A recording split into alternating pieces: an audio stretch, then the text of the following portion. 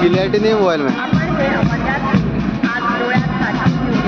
अत्याधुनिक शस्त्रास्त्रांद्वारे घडणारं लष्करी सामर्थ्याचं दर्शन अशा शानदार वातावरणात साजरा होणारा 76वा वर्धापन दिन सोहळा आणि माननीय अतिथी मानवंदना स्वीकारित आहे। त्यानंतर आपल्यासमोर आहे भारत बटालियन 15 देश हा देव असे माझा अलीकडा माझ्या हातचं देश पूजा असं